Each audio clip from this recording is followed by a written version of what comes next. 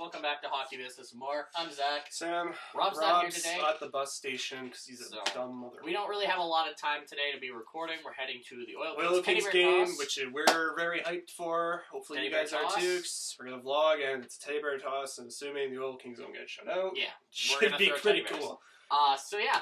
We don't have a whole lot of time to record. But we wanted to talk about what happened in the league from October to November. We're going to try and make this a monthly thing. We're not going to do 2 months at once because that's going to be like an hour-long video, knowing us. We're just going to have to... We didn't get time to do it. We're going to try and briefly talk about some of the big things that happened. We're not talking about every trade, every little thing that happened. We're not going to go over media like, ooh, Matthews is in the nutcracker. Like, yeah. Who gives a shit? Yeah, anyway, it's not huge. It's big news. Starting off in October. We're gonna start there. I think we should start with the expansion team. You want to start November or December? It doesn't really matter. All right, we'll start out with this. So big news! Another team's coming. Yeah, 32nd just had Vegas NHL franchise, which makes sense. I think we were all expecting it. Yeah, because now it's like even now, if that makes sense. Because like, which division was it that had one less team than everyone? It was the Central Division. They had one less team, but. You might be thinking, oh, well, Seattle's going to the Central Division, right? Incorrect, because now, so the Arizona Coyotes... Yeah. Yeah, okay, I was like, wait, isn't it Phoenix? No, it's Arizona. It is Arizona now. Yeah. So Arizona's actually going to move to the Central Division, and then Seattle's coming to the Pacific, which I think makes sense. Well, yeah, it's going to... Arizona's kind of far out from... out of the 8 teams that are already in the Pacific Division, they're the furthest central, quote unquote. There were rumors that the Edmonton Oilers and the Calgary Flames were going to be moving to the Central, and Colorado. we struggle in this division. Colorado would move over. That's not true this year. We've actually been pretty good. Yeah, we've only better lost than last to season. Minnesota and Dallas, and we beat both those teams too. So. Obviously, we don't know Seattle's name yet. There were a couple of favorites thrown around. There were the Emeralds. There were the Totems. I think it'd be cool if they were named the Krakens. Doesn't make sense as a name, but it'd be think likely. Of the logo, the team colors. I think the Krakens would be a dope name, in my opinion. The ownership has come out and said that whatever their team name will be, it will be water related. Ooh. So just like the Mariners, the Seahawks. That's true. We don't have a lot of animals that are like very water. Obviously, you got the Canucks and Penguins, kind of. They're not as. You've got. I think that's kind of it. Yeah, that's pretty much it. So it'll be nice. So it'll be interesting. Let us know in the comments what you think about Seattle. Do you think they're gonna have a great expansion draft like Vegas? Well, like a great expansion. Do you think they'll succeed as a series? As a franchise? Because obviously we've had like the Atlanta Thrashers. Atlanta's had 2 teams that failed. Do you think Seattle will be one of those teams that fail and relocate to wherever? It wouldn't be the first time a Seattle franchise has failed. No, that's true. They actually were given a franchise in the 60s, I think, in the first expansion. Well, no one watched first expansion. Well, no, a lot of people did. It's just the fact that they folded before they even played a game, so they're not actually an NHL franchise they've ever played. However, a lot of people say they want them to be the Metropolitans because that was the name of the original Seattle team in the NHL who won the 1917 Stanley Cup Final.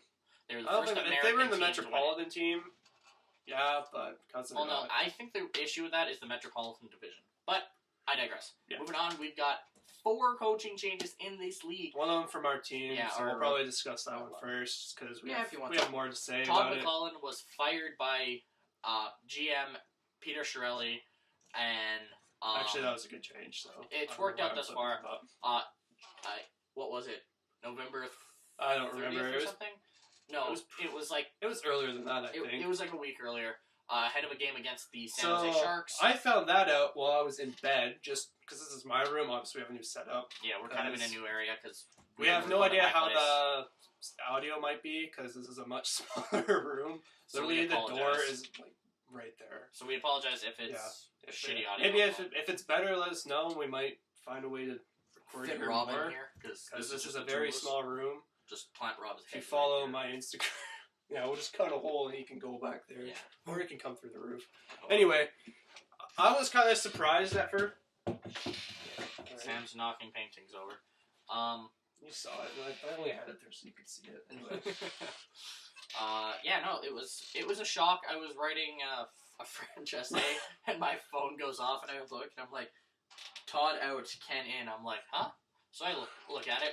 Hitchcock hired. It's worked out. The Oilers are playing really good hockey right now. I'm still kind of surprised we didn't hire Quenneville. I am too. He got fired as well from the LA. Oh no, Chicago. Yeah, we'll move into that one after. Yeah. But the Oilers are 6-2-1 since the change. Since the change. So it's worked out in our favor. And if you want to count this one, 6-1-1 with McDavid. Obviously, we lost to Dallas without him when he was sick. But they're coming off the win against Minnesota, a comeback win against St. Louis. I think they're playing pretty well with him. They've lost to Anaheim in overtime, Dallas in regulation, and who was the other team we lost to? LA. Anyway, so they are looking like the team's looking good. Mikko Koskinen has looked very strong. To me, we're like just trying. I think we're playing good, and when we're down, we're just trying to force an OT because I'm gonna say something. We're the best overtime team in the league. If we had a better blue liner, we would be perfect. McDavid, Draisaitl, they are the best people you want to have on the ice. Yeah, that's accurate. Because Crosby and Malkin don't play together, even on 3-on-3. It tends to be Crosby and Kessel. Yeah. Anyway, moving on to the second most recent firing. Or no. Not recent. Yeah, no. Second most recent firing. St. Louis fires Mike Yeo after a very slow start. St. Louis has not looked good this season. They don't even have 10 wins. Oh, they just got 10 wins. I think they just got it last night. They were 9-something and something coming to play the Oilers, and I was like, oh, they're going to get the 10th win. Halfway through the third period, I was like, well, enjoy your 10th win, and then Clefbaum's like, nope. He's been good. He's woken up under Hitchcock. He just had a bad shoulder last year. That's what I keep trying to say. He even started off slow this year. Yeah, that's true. Anyway, but no, Mike Yeo out. I don't remember the name of the guy. I think they hired from within. Like, it's just an interim basis. They'll bring somebody in the offseason. But St. Louis, they've looked okay since the coaching change. It's just their goalies. Jake Allen, yeah. And in my opinion, their defense has been solid.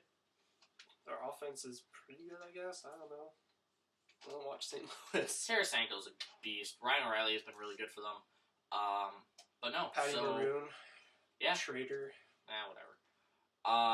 We can talk about that another time. Yeah. We've got, and then you go to Chicago, who fired John Quenneville. That was one that shocked me. Yeah, that one was surprising. And actually, the guy they brought in, Jeremy Blotchell or something. I can't pronounce his name. It's in there, but I can't remember. Doesn't he have a worse record now? He actually has a worse record than Quenneville did with the team, and he actually played on the same World Junior squad as Duncan Keith. Oh. So I didn't know that part. That's how young this kid is. They have not had a very strong team this year. Obviously, they are getting up there. They're a little bit like the Kings, who we'll talk about afterwards. Well, I mean, say they're getting up there. They were on like an 8 losing streak last week. No. In age. Oh, that's like they're getting older. The Kings are one of the other teams. That's just funny. Yeah. Are they still last in the league? I don't think so. I think it might be St. Louis now. It might be. I don't know. So I think the Kings got 10 wins a while ago. Well, that doesn't matter. St. Louis is losing in overtime more than the Kings are. It doesn't really matter. But John Quenneville, that one's shocking.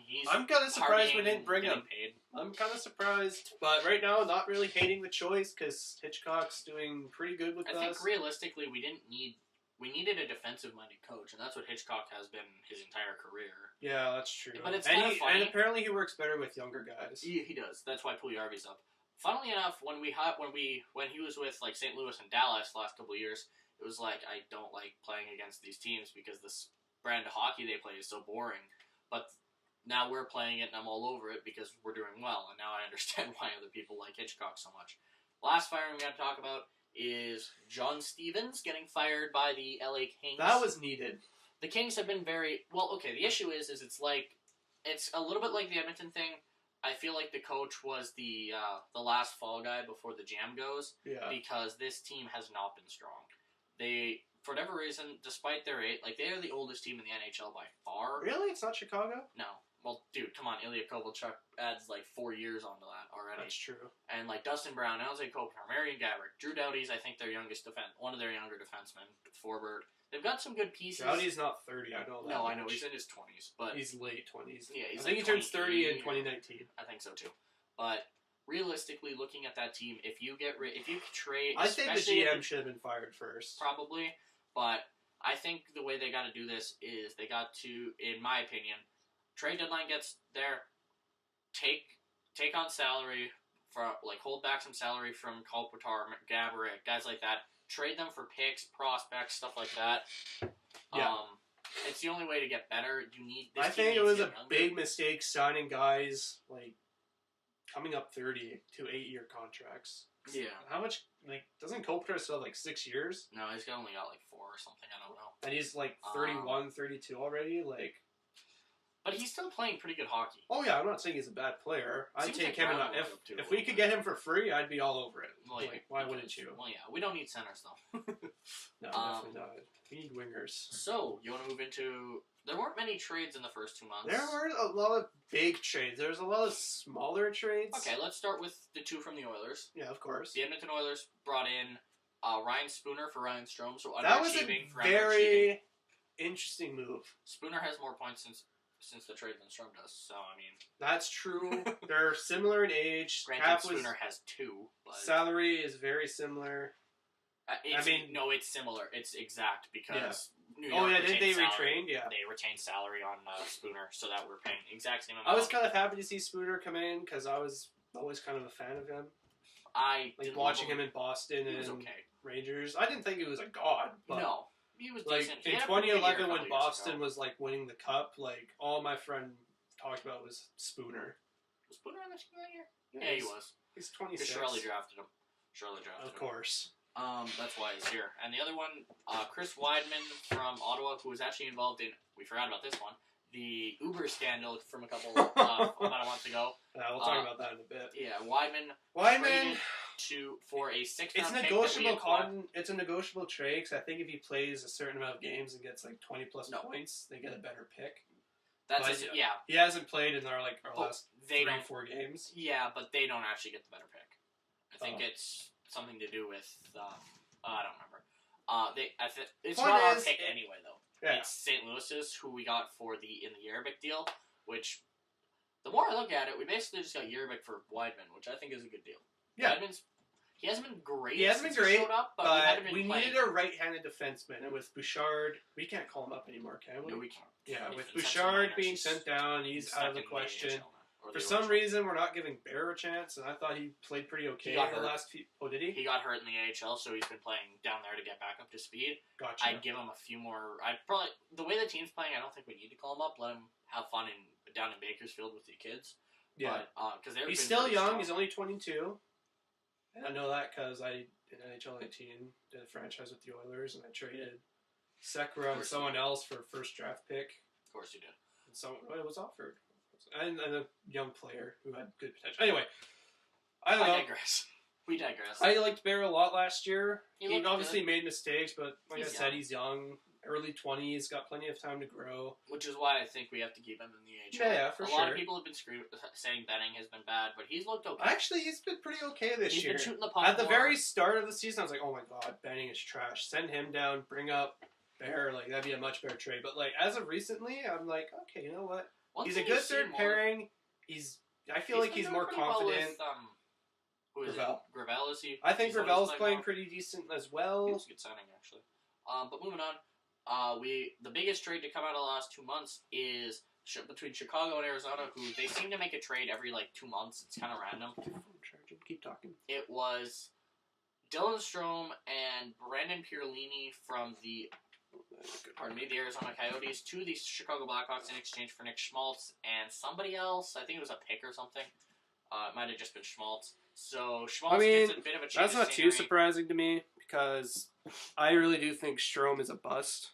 I think Arizona gave up too early on him. I think him and DeBrincat... I don't know. They're playing him and DeBrincat together right now, and they're actually doing pretty well.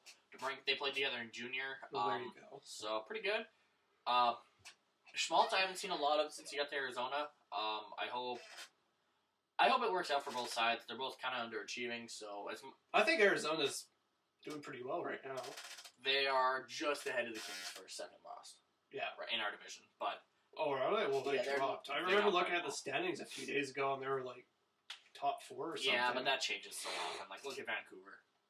Oh, yeah. They died. They were top of the league for a week. But, okay, let's go with biggest surprise in the last 2 months. What do you think it is? What do you mean biggest surprise? Like in the just NHL, in general? The biggest thing that has happened in the NHL that you didn't expect. I don't know. I have to think. So if you have your answer, Buffalo's 10-game winning streak. That one, not so much for me, because and if you remember our standings, I think I gave them like top 3. No, you didn't. You definitely didn't. Top 3, top 4, something like that. Maybe 5. I think you were top 5. I think you gave Florida up there or something. But no, that was stupid. While I expected Buffalo to be pretty good, I think I actually had them in the playoffs. Yeah, you do. I think I had them like 3rd or something. Which yeah, is I don't right know now. why I rate them 5 because I actually really like Buffalo. They're a fun team to watch. Jeff Skinner is turning on. I love Jack Eichel. Darlene's going to be a beauty. I hope. I don't think he'll be a bust. I think he's already showing signs of being really good. Yeah. He's talked for Norris. That's the defenseman one, right? Yeah. But like Captain Morgan. Yeah. No chance. He should be the captain. I'm speaking out for Rob here. Yeah, he'd say Johnny T had his time in Islanders for captain. Austin Matthews, unless he can show he compete in the playoffs this year, assuming they make it, maybe make him captain. Kadri's the dirtiest player. Well, he's not dirty. I just don't like him. What a lot of people are saying about going back to Buffalo. Yeah. We can talk about captaincies later. More on Buffalo. A lot of people are saying that a lot of their wins were in overtime against weaker opponents like Montreal. But realistically, they've been playing solid games though. Yeah, they're playing really strongly. I don't see any reason to discount this team. I think they'll be a playoff team. I think so, but I don't think they'll make it far. No, I'm not saying that. I think it'll be like the Jets from a couple of years ago, where they made the playoffs and then like got absolutely wrecked in like the first round or second round or something. It was first round. I know what you're talking about. Yeah, it was against the Ducks or something. Yeah, they got torn apart. And then you're gonna think they're gonna do what the Jets did last year and like go deep. It's possible. What do you think Buffalo is missing?